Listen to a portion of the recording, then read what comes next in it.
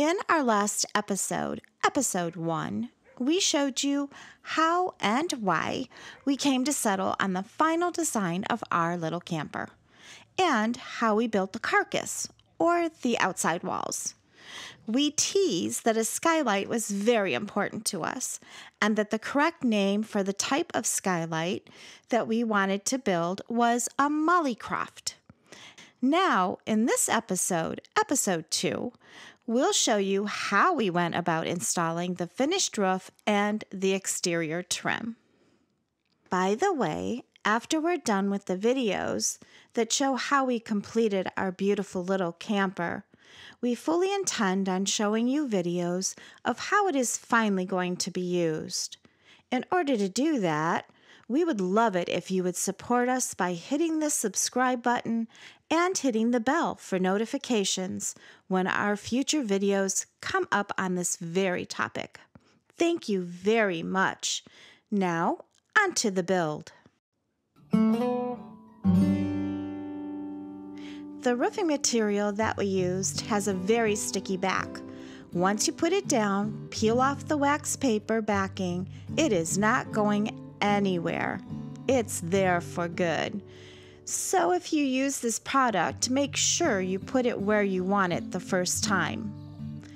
Recall in episode 1, Bud was putting some trim touches on the bottom of our skylight with his router. In the background, you can see the product that we used for this roof. It's called Peel and Seal. It comes in 3-foot widths and I believe about 50 feet of length. We picked it up at a local roofing supply store in our area. Now, on to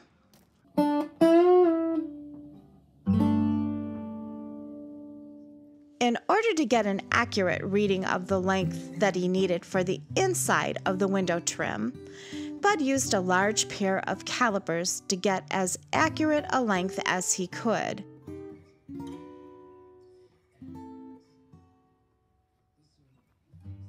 Then he transferred that onto the stock that he was going to be using for the window trim.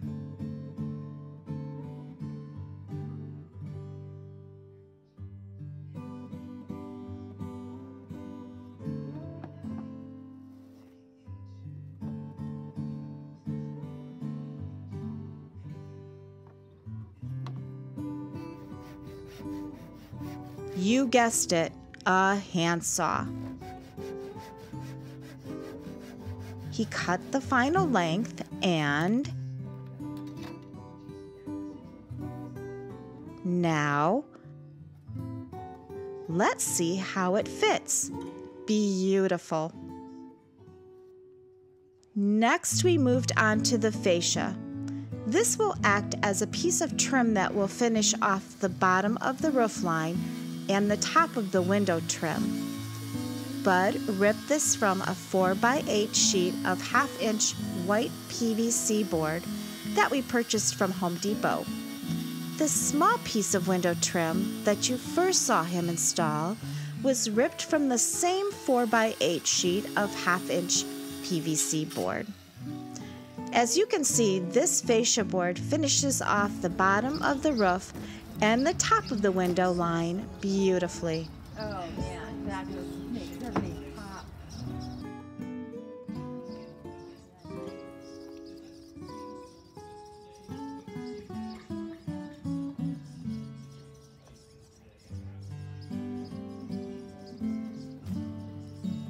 Next, the bottom window seal needed to be fabricated and installed. Here Bud used a 4x8 by 3/4 inch sheet of the same PVC material.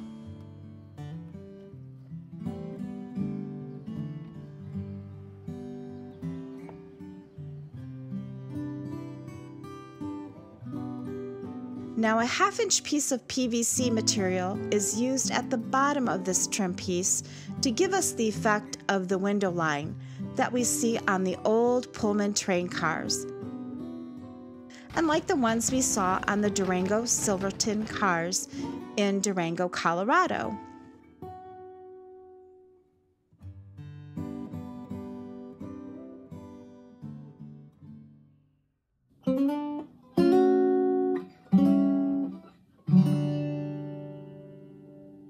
We next moved on to the curved fascia trim on the front and back of the camper. We took our radius measurements from the pattern that you saw us create on episode number 1.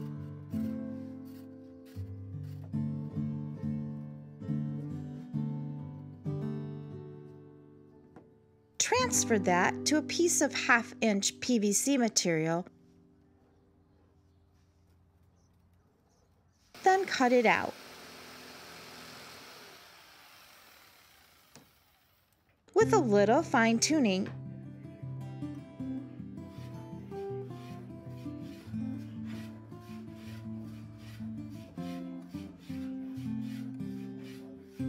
you can see that it fits nicely.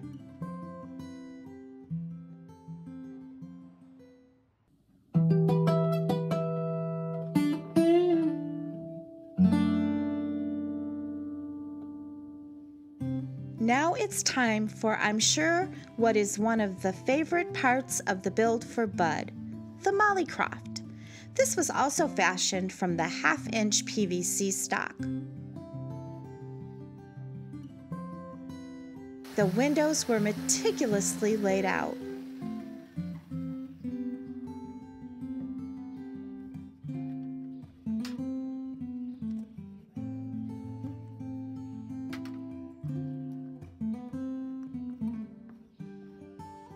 Using a hand chisel, they were fine-tuned.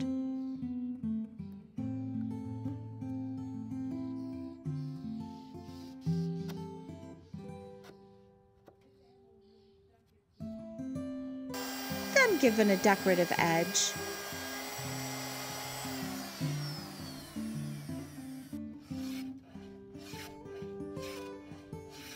The top is installed and fine-tuned.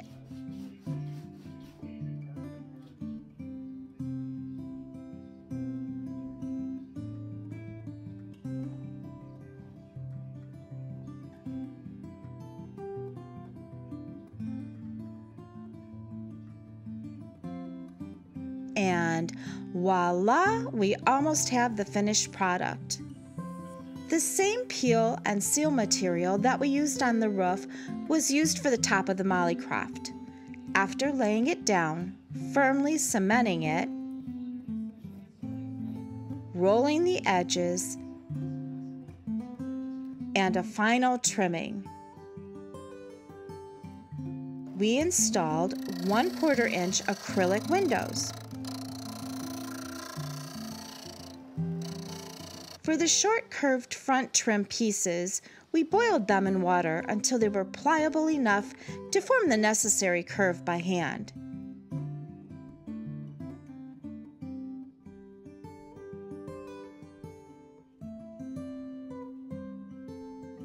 These were glued and tacked with stainless steel nails for a final fastening.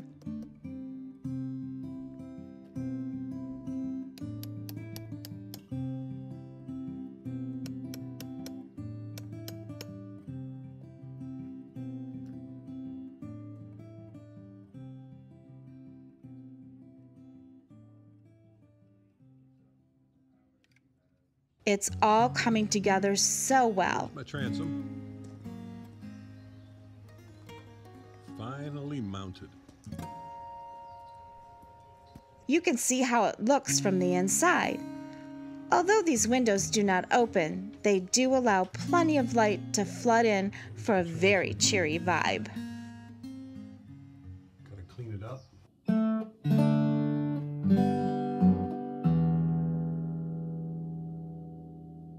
We decided to go with a curved door. So after some fine-tuning, some very confusing stuff happened. Bud started cutting a bunch of slots into a little piece of wood. It's called kerfing.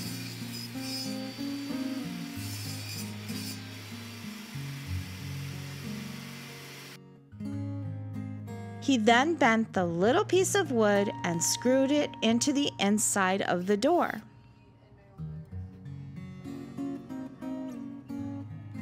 The kerfing helps me to bend the wood. I need to get an accurate pattern of the inside radius of the door opening. a little glue,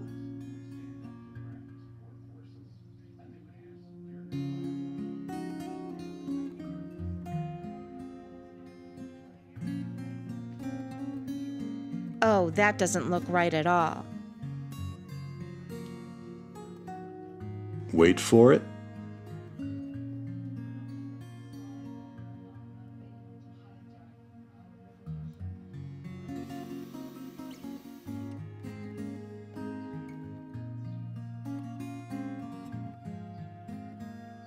After the glue dried, I now had a perfect pattern of the outside radius that I would need for the door.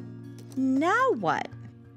Well, I need to build a pattern around this piece, so another curved piece was added to the outside.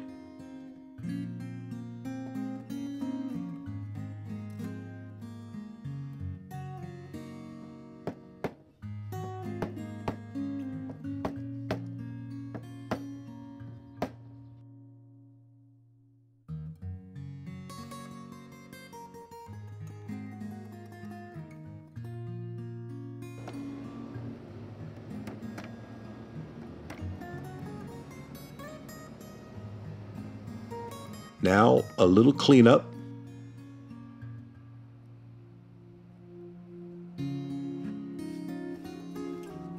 You can see here that I'm using 1/2-inch spacers. The original piece was glued down. Here I'm removing the 1/2-inch spacers, and I now have a 1/2-inch gap between the two patterns.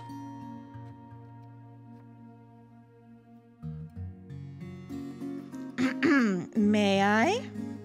Go ahead. Here Bud is using a space heater to warm up a piece of 1/2-inch trim. Please don't be a butthead. Bud is a trained professional. He's wearing gloves and staying well away from the heat. Please do not blame us if you turn one of these things on and burn yourself. I mean, really. Moving on.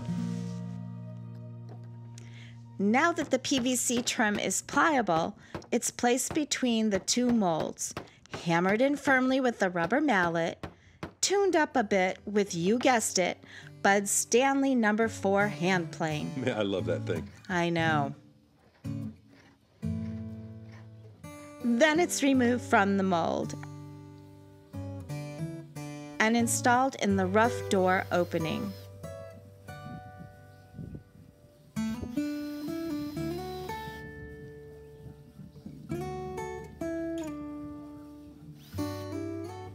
The top of the outside door trim is fabricated from the 1/2-inch PVC stock that we've been working with all along, as well as the sides and we have the outside trim completed.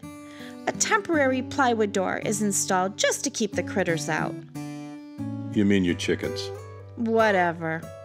And there we have it. The outside trim is completed. Let us know in the comments what you think of the build so far. Ask us any questions you would like. We're happy to hear from you. Next, in episode 3, we show you how the windows and doors were fabricated. Until then, all the best. All the best.